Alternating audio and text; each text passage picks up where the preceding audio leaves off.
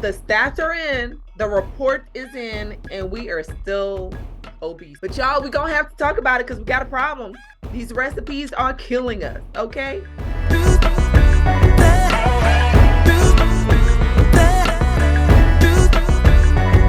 Hey y'all, it is the holidays. Do you hear the magic? Do you feel the feelings of joy? Do you smell the baked bread and the Ooh, cake? How are you, ooh. Dr. Trista? I am hungry thinking about all that cakes and breads and all those starchy good things that we like to eat that makes us feel all warm on the inside and then sluggish and sleepy. I mean, there are traditional, I hear you, because there are traditional recipes, hint, hint to my uncle and the black cake. There are traditional recipes that are being baked right now, okay? Yes, As we yes, speak right now. yes, But y'all, we're going to have to talk about it because we got a problem. These recipes are killing us, okay? Okay, maybe the yes, recipes are not killing us. That's a little bit of an exaggeration, but see where I'm going. See where I'm going with this, okay? We got stuff to talk about, okay? Because could yes. you guys believe that according to US data coming from the HHS, a number of very reputable sources, the rate of obesity, and I know we don't like that word. I don't like that word either. I don't like who came up with that word. I have to look that up. But the obesity rate for us as African Americans is high, like super duper high. Okay, how high you may ask? Well, let's talk about Black women. According to the census, four out of five, 4 out of 5 Black women are either overweight or obese. That's high. That's basically like almost every single Black woman is considered to be or categorized as obese or overweight. That's you, your friend's friend, and your next friend's friend. That part. Like, if you think about everybody who's sitting at the dinner table that's coming up for the holidays or may have just happened for Thanksgiving, we're not going to shame you about what you ate because we're not about that, but we're about making healthier choices and trying to figure out why are we so affected by obesity? Why is obesity such a problem for us when historically, because I know how y'all like to go back on that boat and go all the way back to the motherland. Okay, she's that way to the motherland, right? But in the motherland, they are super, super healthy. Like they're not dealing with these. I mean, obesity is now becoming a global issue. Yes, that is Mhm, true. But for the most part, they're not dealing with the rates of obesity that we deal with here. So, mhm, Dr. mhm. Trissa, what in the world is going on? Why are we struggling with obesity? Well, it goes back. No, I'm kidding. I believe that a lot of this is going to come from a lot of our choices, and we have to face that fact up front. There are a lot of choices that we make in our habits that are not as healthful.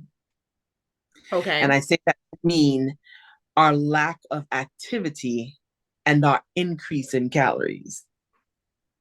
And I don't like bringing it down to, okay, well, count the amount of calories that you're eating or whatever the case may be. But we're eating foods that are meant to burn energy, so to speak, but yet we're not really turning around and burning the energy that it's supposed to burn. We eat Mm-hmm. the foods and they make us sluggish and they have us go to sleep and we feel comfortable. We get it's comfort food. And unfortunately, in some portions of the country, we know that there are food deserts that don't have as many fresh and more healthful options for eating. So you have a lot of that packaged and prepackaged and modified and um anything you can think of, all the Process. sugar and all the Mm-hmm. yes, All that's the the word. refined sugars, all those All the pro-inflammatory substances, all of those corn things. syrup. And then oh, the corn syrup. So they could use that all the corn.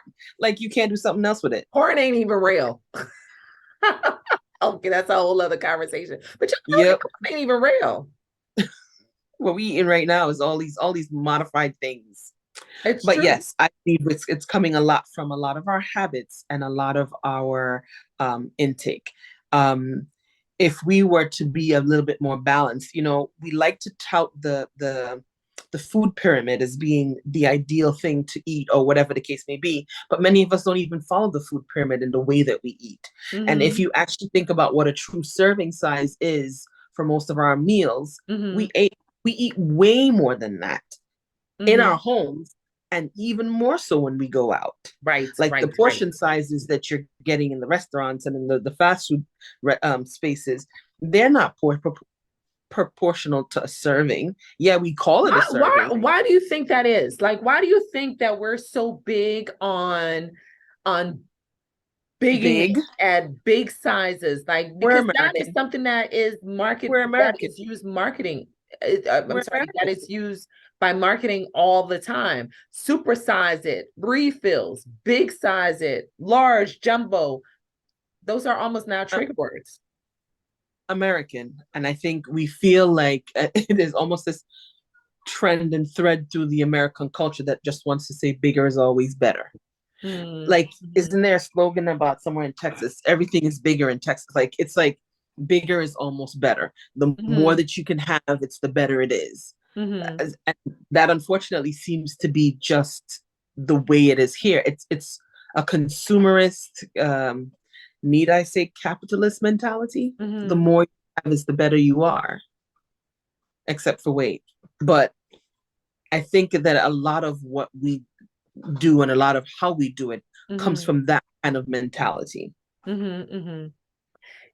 Yeah, and I mean, but then you have other cultures that also are big on big sizing it, right? And those cultures don't seem to include food in that factor.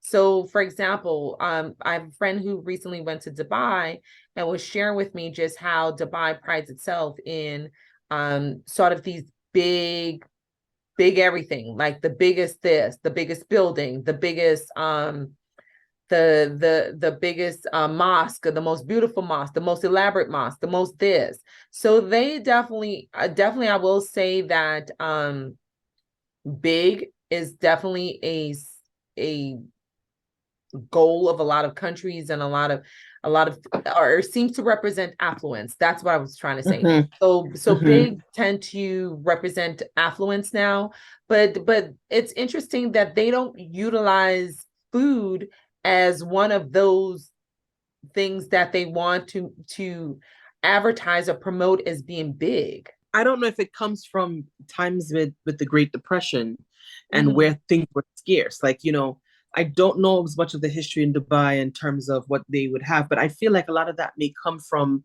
the scarcity that people would have had when they went through the Great Depression, and where people were literally starving and things like that. It's like, we've overcome that portion now. And so now it's all about the abundance of food. It's not just what you can have for this meal today and get the fresh resource tomorrow. It is Mm-hmm. about having your fridge stacked. Like, it's a status symbol to have your fridge be stacked with food, because at the Mm-hmm. time of the depression you would not have had anything. You probably Right. didn't even have a fridge. So I Right. think a lot of it comes from the history of what the country might have gone through, and everybody just feeding into it almost like a it's not a gang mentality, but like what's the word? It's we all want to be better. We all want it to be good. And so it's like, yes, having your fridge full, having more of Mm-hmm. this, having more of this, um, because there's a point in time where there was the struggle and there just was not Mm-hmm. even enough. So now it's Mm-hmm. making sure to have more than enough to potentially stave off Mm-hmm. starvation, so to speak, Mm-hmm. or just to be able to say, well, yes, look, I have more than enough, so I'm okay. Mm-hmm. So I think we have developed a kind of unhealthy relationship with food, Mm-hmm. uh, where it is becoming, yes, part of that status symbol, Mm-hmm. but it has become the comfort and the way um, of almost placating our mind that we're going to be all right. Mm-hmm. Yeah, I mean, and why do you think in particular we as Black people are so still kind of stuck in that mindset? Because now for sure there's a lot more effort to trend and educate about this, about eating healthier, uh using proper serving sizes, changing some of our recipes. Like, why are our recipes the way they are? I mean, granted, we're amazing cooks, but we're also creative. So as much as we are amazing cooks, we can also be easily or equally creative in creating recipes that are just as tasty but healthier. So where do you think it came from that we are so that our foods that we deem to be health to be so tasty and good recipes are so heavily loaded with these unhealthy contents? Unfortunately, I think a lot of that has to come from, I think a lot of it is, Colonization. there we go. I think a lot of it is coming from the history of Uh-huh. colonization. Uh-huh. Because when we look at it, you have a lot of influence coming from the Europeans as the colonizers and Mm-hmm. coming into all of these other spaces. And I say that because it's not just Americanized. I do believe Mm-hmm. you see it in the Caribbean as well. You see it in African cultures as well. Um, and it comes down to us having being the experience of being colonized. So Mm-hmm. when you have the colonizers coming and they are taking over the land and they're taking over the best of the resources, we are Mm-hmm. getting scraps. Mm-hmm. And so now we're trying to use these scraps to try to feed ourselves because what we are creative. So we're going to use whatever it is that we have. Right. We're going to Mm-hmm. use the leftovers, the remnants, the things that the colonizers didn't want anymore, or Mm-hmm. only use a little bit of, or barely touch, whatever. We would take that stuff and bring it um into our homes and into our communities to feed our Mm-hmm. people. Mm-hmm. But I also think about the fact that um and this one more specific, even with slavery, that they weren't given even nearly enough ration to feed themselves. Right. Right. The amount of rations that would be given, it would barely be able to sustain. So now, Mm-hmm. you know, as creative as we are, we realize things like, the lard of the fat of the pig, the pig Mm-hmm. fat, it Mm-hmm. gave a little bit more sustenance. So we started Mm-hmm. adding that in the food. So we had more energy to burn because Mm-hmm. we weren't given a lot of food, but we were forced to expend a whole lot Forced of to, energy. yeah, yeah, that's true. Right. So That's now true. they have to be a makeup of something to be able to get that energy to work. So we Mm-hmm. now have learned that some of these things can provide energy. We at that point in time don't know all the health effects of it, but we know that it can provide energy. And over time, creative as we are, we start to make it just more and more tasty. But then again, we know fat is tasty. And for some of y'all who Mm-hmm. don't believe that, yes, that's what makes the food taste good. It's a little bit Mm-hmm. of that fat in it that gives that Fat and satiety, sugar. Mm-hmm. right? Addictive chemicals. So Mm-hmm.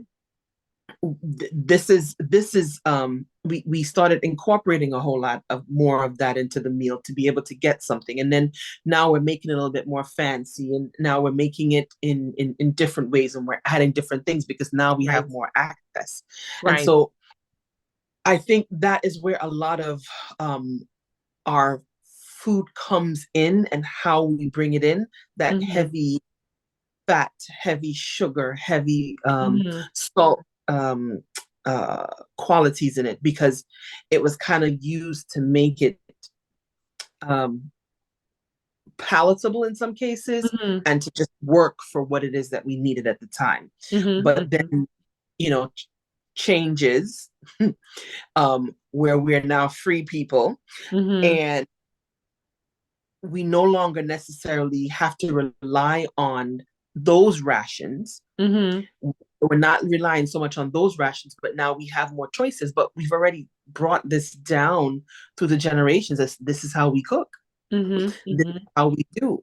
Mm-hmm. So it becomes a hard, um, and I say habit to break, because when you move away from it, it feels like you are denying your culture when you move away from your foods, right? How many West Indian parents who get really upset when they have children born in America and the American children won't eat the West Indian food that they cook? Mm-hmm. Mm-hmm. Like they don't want the rice and stew peas, and they don't want the callaloo and the this and that, the other, the next. They prefer to have um the I don't even know what to say. They prefer to have like the lasagna and the things like that, the things that are so very Spaghetti much and meatballs. Americanized. Right. They prefer to have types of meals versus the things that they might have grown up with as the parents now feeding their children. You know, you do get, and I'm gonna be personal on that. I do take some offense to my child who don't want spice when two of his parents come from some spicy islands. But it's, you Yeah, know, so yeah, it that's feels like hilarious they though. forget the culture. It feels Uh-huh. like you're rejecting the culture if you go Yeah. and make drastic changes to your eating Yeah. and forget or neglect some of the things that were more traditional. Yeah, I mean, I completely I like the fact that you brought up the point about the fact that traditionally eating these meals were basically survival, right? We were trying Right. to survive. And to an extent, I will say in certain communities, we are still very much trying to survive. And so Yes. I remember growing up, like we were looking out for that government cheese that people make fun of. But listen, that was survival, and our family knew how to toss it up, cook it up, make some good meals with it, right? That corned beef that you shame now, like yes, that was dinner sometimes. And so there are still communities that are very much dependent on whatever food is shared, just out of survival. They don't really have a choice. So there's a good, I think, it's hard to look at these statistics without looking at all these multitudes of factors that Right. then feed into these statistics. I love the fact that you brought up about food deserts. And I too live in a food desert. I do have to travel a little bit of a distance, probably more than other communities, to get to healthier food options. In my immediate surrounding are nothing but unhealthy options. And now that the neighborhood is being gentrified, it's brought in healthier options as a result of the gentrification. Now we have a Whole Foods. That your neighborhood is being gentrified when a Whole Foods showed When up, there's Whole right? Foods. Yep. Yep. If there's no other sign of gentrification, it is when a Whole Foods shows up, the neighborhood is changed. Three in Okay. Brooklyn. Brooklyn got three. Okay. Okay. Okay. All right. And that's how you would typically know that your neighborhood is in fact being gentrified. And it's sad to say that only when a certain population moves into the neighborhood that we then have these healthier options, but that is reality. And so for some of us who are exposed to the unhealthy foods, our bodies respond by going through this cycle where we have this inflammatory process in our body. Our insulin isn't working as well, and as a result of that, we have this fight with the word obesity, right? Also, you brought up the level of activities. Yes, the studies have shown that we are 20% less likely to be physically active than our white counterparts. So that's a huge difference. That 20% makes a huge difference. But then let's dissect it a little bit more. Why are we less likely to be physically active? Well, number one, if you live in a neighborhood, what are you gonna say? That just exactly, that was number one. Is it safe to be physically active outside? We're gonna vote that being number one. Number one on the list. Why aren't Black people considered to be as physically active as our white counterparts? Drum roll, please. Number one on the list would be a lot of us don't live in safe neighborhoods where we can actually walk outside and go for walks and strolls that we would love to And do. let's even point that some of us are not even safe when we live in neighborhoods where it is safe to walk outside because it's not safe to walk outside Come on, or come on. run outside Shout out to the or be Karens. black Shout out to outside. the Karens. Shout out to the Karens. That part right there. So even when we're in an upper class neighborhood, then we can't even go outside because, like Dr. Trista said, it may not be safe to go outside in certain neighborhoods, even if you're in an upper class neighborhoods. And if you're in a socially economically disadvantaged neighborhoods, then violence is much more prevalent in our neighborhoods. So, and the violence comes from where? Desperation. People are desperate for finances, desperate for survival. So violence and economic disadvantage tends to go hand in hand. So again, we're breaking down these stats because we know that you can't just look at statistics as they are. You kind of have to look at the fine line behind the statistics to try to really, if you're truly trying to solve the problem, you have to go Right. to the root of the problem. And so we appreciate these stats because it identifies for us that there is a problem, but we Right. also appreciate the work it takes to really work through the racial bias of these statistics, right? And so let's talk about the disparity with African American women. Well, we know that African American women are also more likely to have a higher maternal mortality rate. Why? Because of racism. So, how does Mhm. racism affect our weight? Let's break it down. Weight then correlates to cardiovascular health, which then correlates to maternal mortality. But let's take it backwards. How does race correlate or racism correlate with our weight? Well, we just gave an example in terms of food deserts, the level of exercise. And what we did not mention, by the way, is the fact that, especially if you're economically disadvantaged, you can't afford to go to a gym. Okay, like you literally can't afford to go to the gym. You do not have the gym coins. Okay, and a lot of our communities do not have gym coins, and we do not have facilities that are give us free access to gym equipments. What are you going to say, Dr. Tristan? We is working, Yes, right? yes. We We also is don't have the working to time. put food on that table. Right. That's what's happening a lot of times. A lot of women Exactly.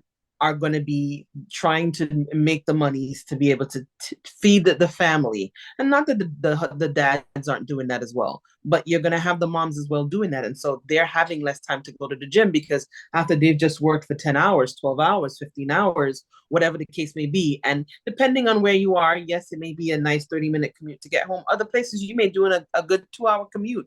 So let's, put all of that into it. You come home and you're tired. Sometimes you still have to go turn around and take care of the family in terms of Right. food preparation or anything else. So you have these women who are probably working jobs that are more associated with lowest socioeconomic status. That means Right. they have to work harder, longer hours to be able to make the minimalist amount of money to be able to take care of their family. So Absolutely. Absolutely. And keep let's going. talk about childcare, right? So we know that a higher percentage of Black women are sole providers or single moms. And so, in order to go to the gym, if you have a kid, you need to, especially if it's a young kid, you can't just take the kid to the gym with you, right? Oftentimes you need some type of support system that helps you with childcare so that you can go to the gym.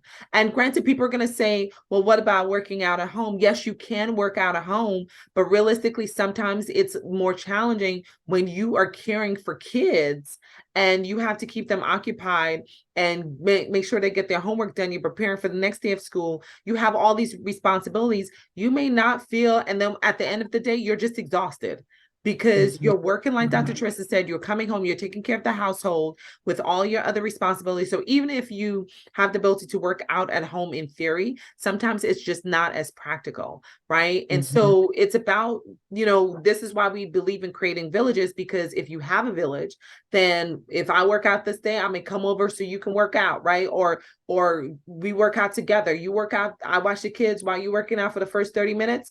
And then when you're done with your 30-minute workout, then we switch off. You watch the kids and I work out for the next 30 minutes because we need to create these support systems Mhm. so that we're able to, as a community, help each other get healthier, right? It's not Mhm. about denying the statistics. So sometimes you'll hear traditionally people say, well, we're big boned. Aren't we big boned? That's why those BMIs don't really apply to us.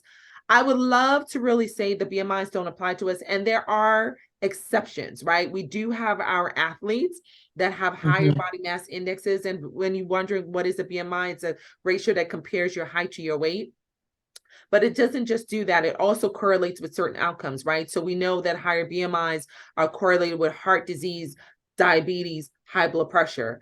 And so the reason why I say don't take that with a grain of salt is because, yes, we may have some athletes that have higher BMIs but are truly healthy. That's not really the rule. Come on, y'all. Let's be honest with ourselves. Let's be honest as a community, because it's only in this honesty that we can find truth and we can find solutions. That's not the majority of us. The majority of us, I am not athletic. I'll be the first one to say I am not athletic. Okay. I do not have an athletic body. Okay. So my BMI is a true reflection of where I am. Okay. I can't play that game. Okay. And a lot of us can't play that game. It is not the fact that I'm built, and it's not my bones. Okay, let's talk about these bones, because we talk about these big bones all the time. Okay. So we know that the skeleton itself consists of 14 to 15%, right, Dr. Trissa, of Yeah. our total weight, 14 to 15%. So what does that break down to? It breaks down to about 9 to 10 kgs for our European friends. And for our American system, it breaks down to anywhere between 20 to 23 pounds, right? So let's go through the math. I'm going to say I'm 5'5". You know, I'm 5'5.5". Don't take away my half. But for this There you example, go. I'm 5'5". Okay. I'm 5'5" for this example. I'm like my mother. She says the thing. I'm like 5'5.5". In fact, I think she claims 5'6" at one point. But anyway, we like our points. Oh. But I'm 5'5.5". And so a healthy weight for me starts at 120 and goes all the way up to 140. That is my healthy weight. Don't ask me where I am now. It's not one or the other, but I'm working on it. An unhealthy weight that would be considered to be medical obesity starts at 180. Okay. So for me to be able to go, let's say I'm at the upper end of healthy, which is 140. In order for me to become obese, my skeleton would have to be adding at least 20 pounds. But if my skeleton adds 20 pounds, I wouldn't be obese. I would be overweight though. I sure would be overweight, but I wouldn't be obese. So the skeleton adding weight to you, and that's not really how the math is done, but I'm simplifying it in a way to just use it as an example to basically say our skeleton ain't weigh that much. It is not your big bone self. It is not your big bones that is making you medically obese. So we know that when we talk about medical obesity, we're talking about a body mass index of 30 and above, right? And so that is the category we're trying to bring everyone out of, because we know that it correlates with diabetes and high blood pressure, high cholesterol and heart disease and all those and strokes and all those things, right? That's why we're having this conversation, because we want to live longer, but we also want to live healthy, longer lives, right? And so the overweight section is a BMI from 25 to 29 plus, under 30, right? A healthy weight would be anywhere from 18 to 24.9, under 25. You follow me? So basically, if I'm in a normal BMI range and my weight for my height, it should be somewhere between 120 to 140. It takes another 40 pounds for me to get into the medical obese category. When I say medical obese, I want people to realize that the word obesity, even as uncomfortable as it is, it's really just a medical term. It's a horrible word because it just sounds horrible, right?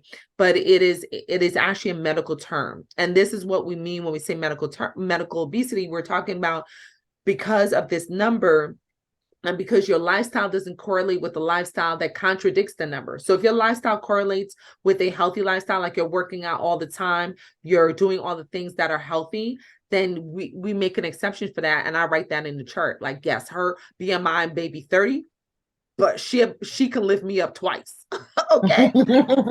So we definitely, as clinicians, we have to not just look at the number, or we would be robots. We have to look at the lifestyle. That's what makes medicine this beautiful art that we do, right? And so I just want people to understand that your big bones aren't justifying medical obesity. They cannot. Your bones aren't heavy enough to justify the category of obesity. Okay. So we have to kind of own, to a certain extent, the word, but as far as the fact that it is our reality, not necessarily our future, but it is our reality. But we also have to take into consideration, as a system, as a country, as a government, all the factors that make it so much hard for us to be healthier. Right? In order for us, you can't just say that I'm medically obese, but not give me solutions to the problems that lead to my medical obesity. So I know if I'm stressed out all the time, racism on a daily basis, then my stress hormones are always turned on. Stress hormones, as we mentioned multiple times on this platform, are not meant to be turned on all the time. So when they turned on all the time, your body is in this constant phase of stress, and that also contributes to an unhealthy weight. Right? So we talked about the fat, and let's talk about unhealthy water. Flint, Michigan. All right. Cheese. So we say this to remind everyone that having access to water is actually one way of being healthier, right? I don't remember where it is. Mississippi had the recent issue. I'm pretty sure it's Mississippi. But we say all of this to say, if you don't give us even healthy water, how can we possibly live healthier lives? How can we possibly, because we know hydration is one of the best ways to stabilize weight, to decrease your weight. That's why so many people walking around with those big, I don't have mine nearby, but those big gallon things, and there it says like, keep going. 10 o'clock.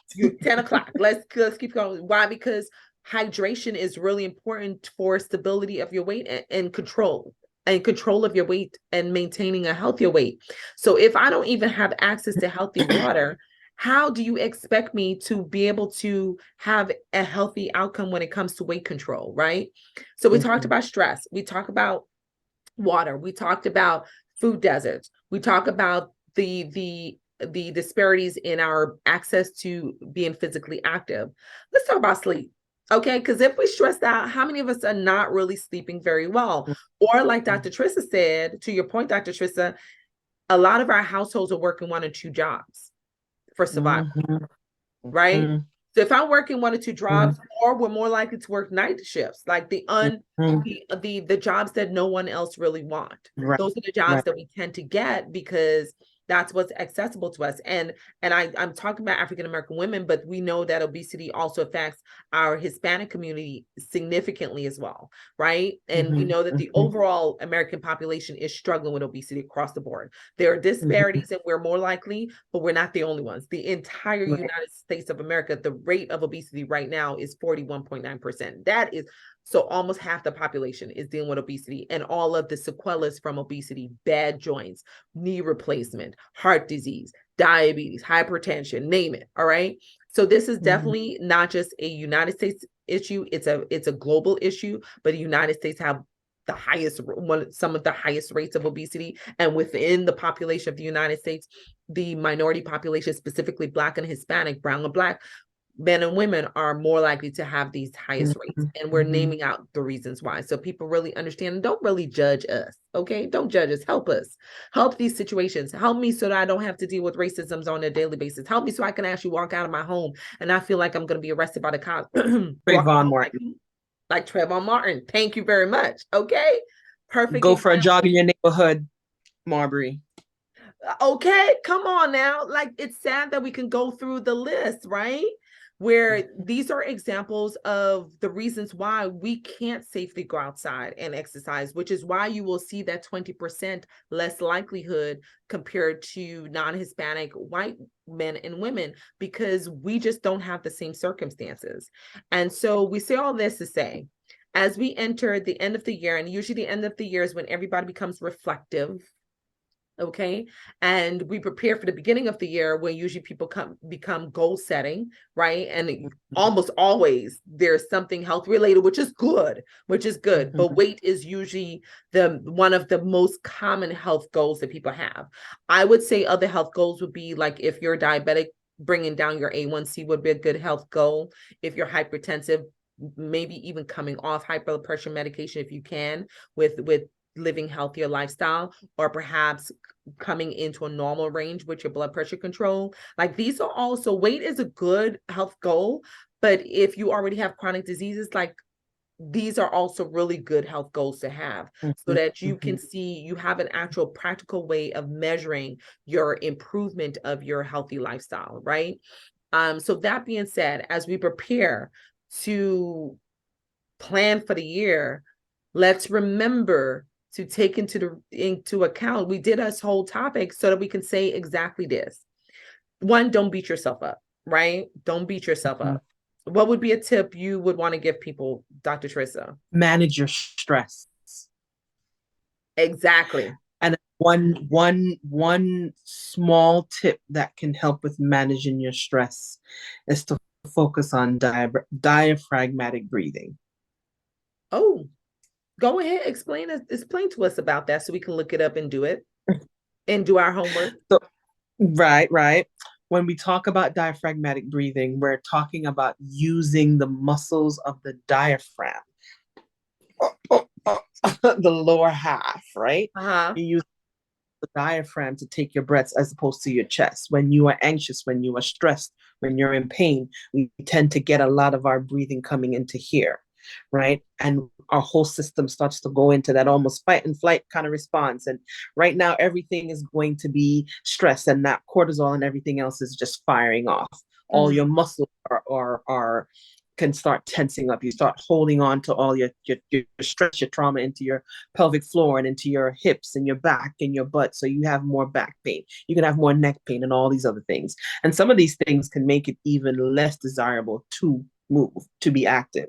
Mm-hmm. Mm-hmm. But if you can go back and focus on taking the breath where you want to bring it down into the lower part of your ribs, right along your rib cage. You want to focus on your breath coming from there. But the start, I would always say, is see if you can get the breath down into your belly, where you're letting your belly expand as you inhale and flatten as you exhale.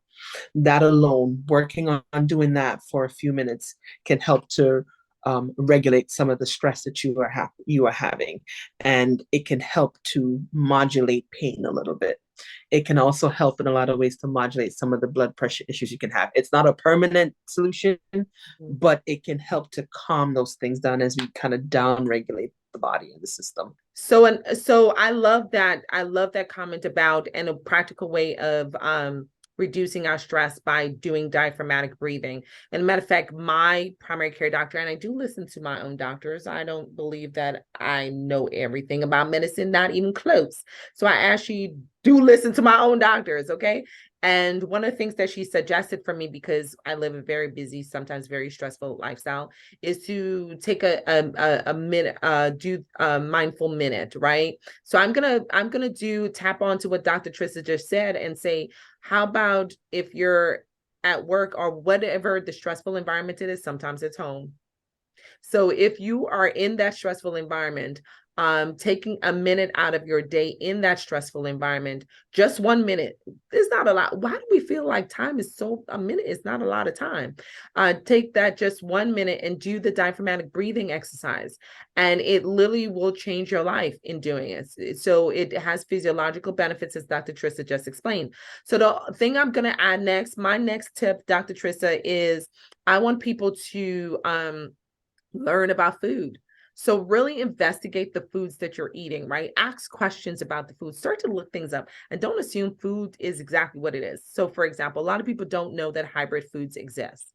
So a lot of times we eat foods that are, we know GMOs and we look for that GMO label. Okay. I'm proud of it.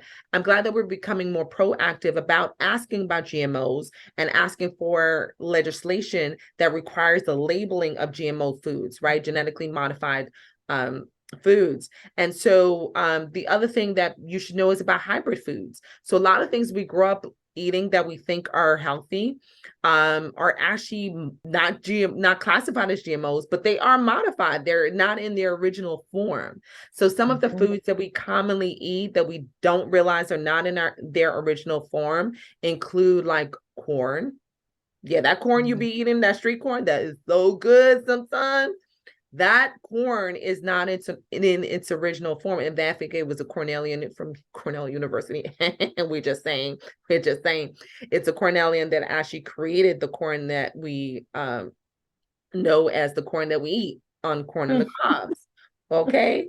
So that's one food item. Watermelon is not in its original form. And by the way, you guys, if you have a fruit that is seedless, Like the whole banana. purpose of fruit and the whole category of fruit of what makes a fruit is the fact that it has a seed.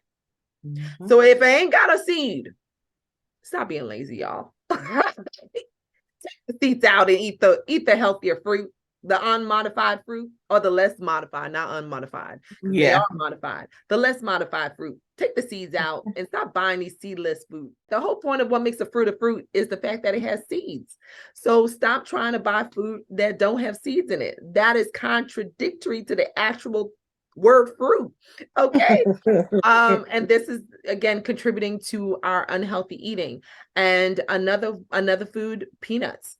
Peanuts are not in their original form. They're a little bit modified. Peanuts a little bit modified, y'all.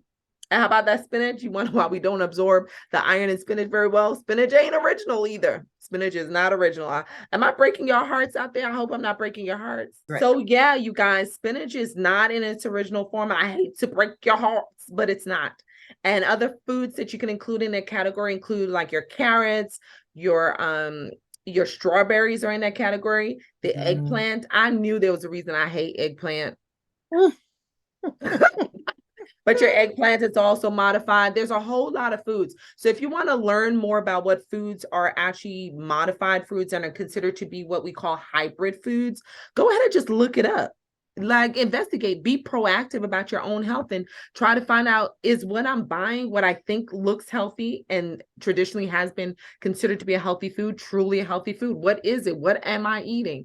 And find out for yourself the foods that are genetically modified, of foods that are hybrid foods and not in their original form. So if it doesn't sound well and sounds fancy, like, oh, we have a new version of this and that cotton candy grapes, y'all, ain't no grapes coming out the ground as cotton candy.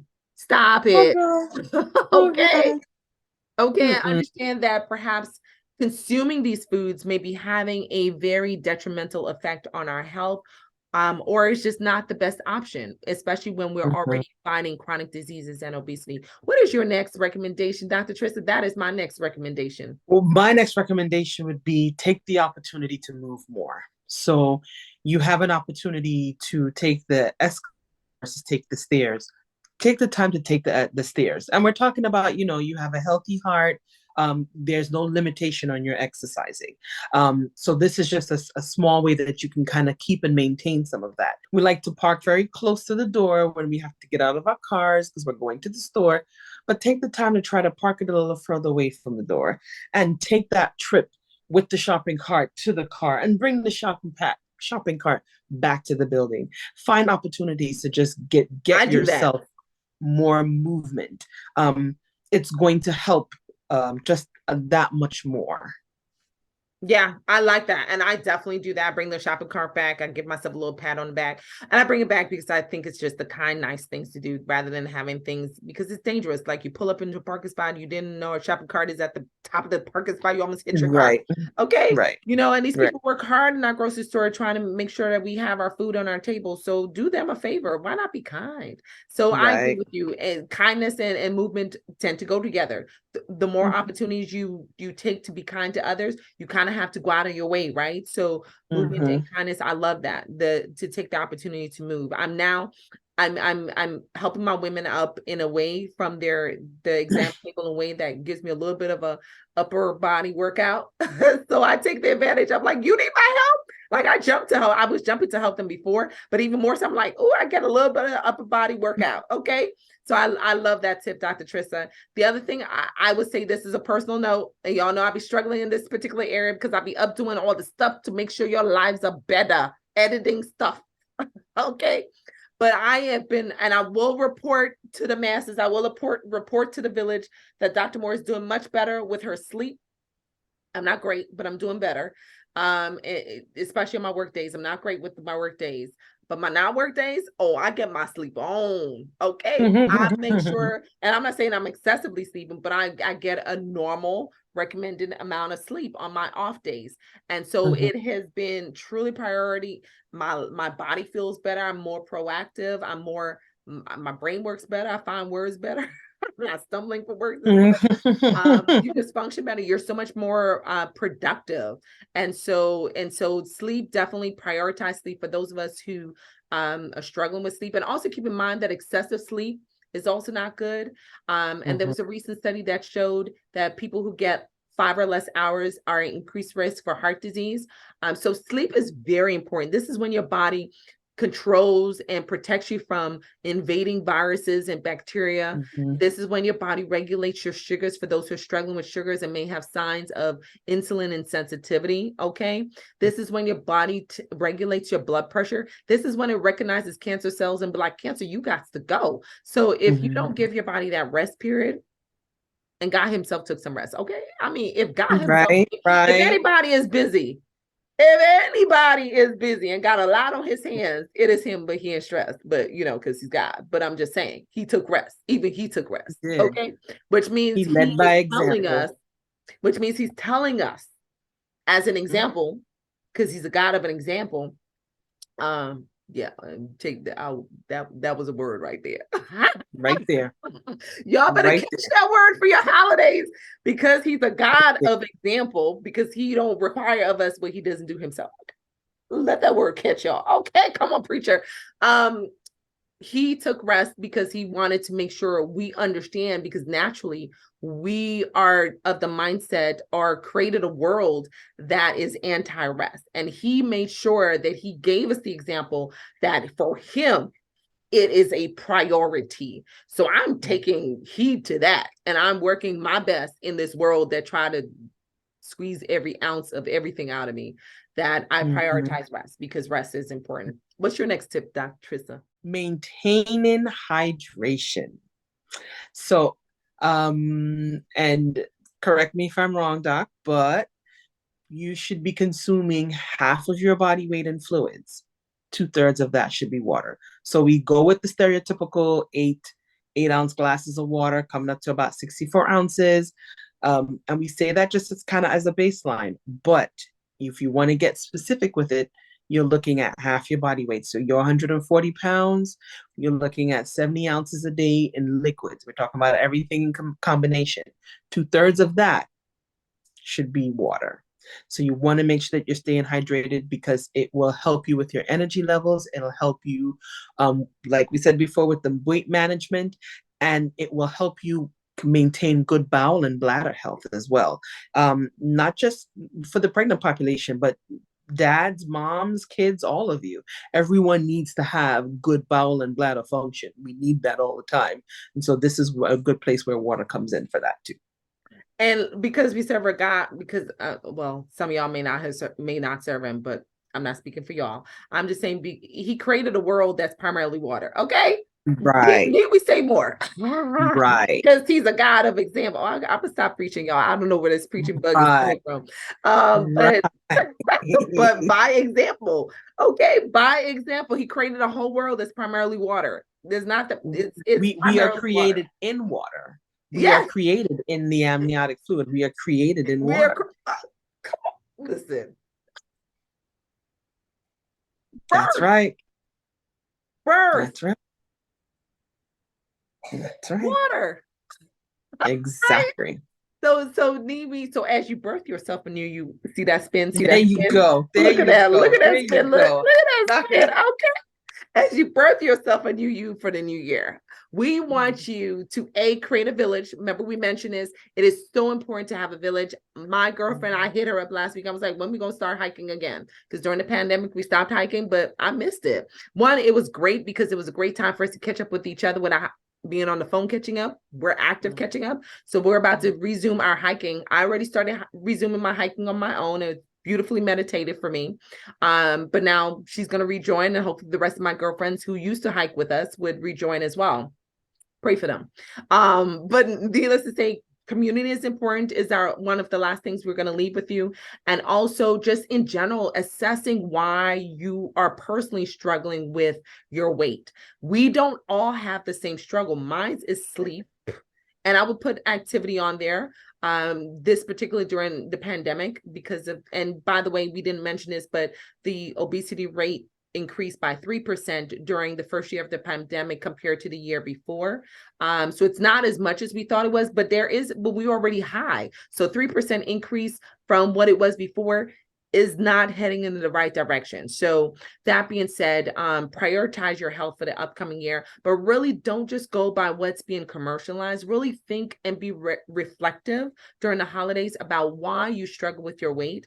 Is it emotional health? We didn't talk about emotional health yet. Is it emotional health? Is it something that are you grieving? Are you dealing with unforgiveness? Are you holding on to toxicity? Are you holding on to bitterness that is affecting, causing the internal stress? Right? You have external stress from racism, but then also we create internal stress by our anxieties, by our unforgiveness, by our toxicities. So really doing a self-reflection is what we're saying. Everyone's obesity is not the same formula, or the solution to everyone's overweight and obesity and weight issues is not the same formula. Some of us can drink more, some of us are stressed out, some of us are living in food deserts and may have to travel a little bit extra or be a little bit more strategic about getting access to healthier foods. Some of us may be not as active and can do more to be more active. So try to figure out what the formula is for you. Don't let anybody else force you into any type of path that is not really for you.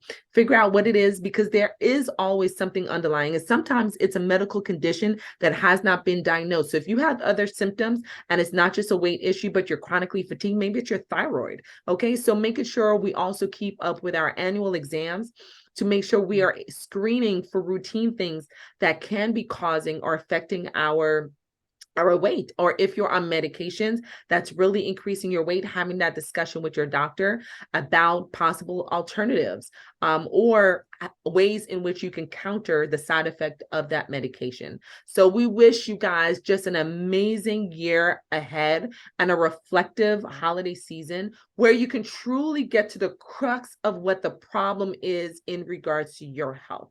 And your health is not somebody else's health. So don't make or try to make somebody else do what you're doing because it's working for you. It may not work for them because their underlying issues may be completely different.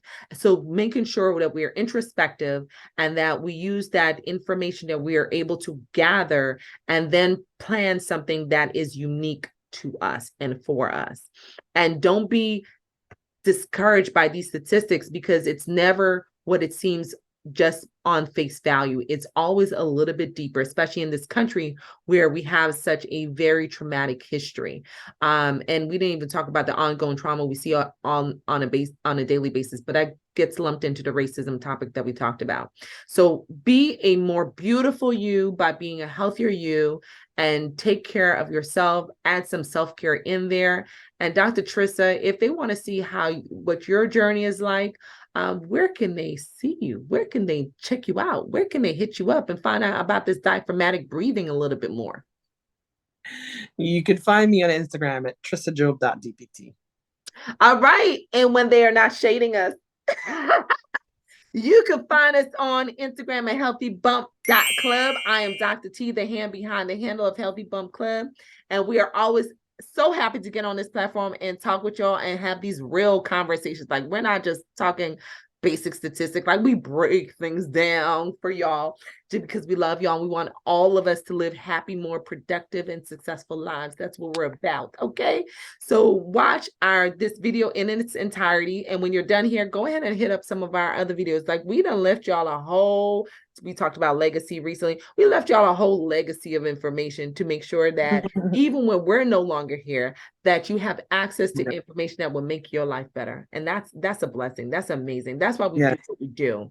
Okay. Yes. And we love y'all for watching. And when you're done, it's the holiday season. You may want to give somebody a HBC outfit, HBC Village top, a Village bag. You may want to give somebody HBC a Village hat.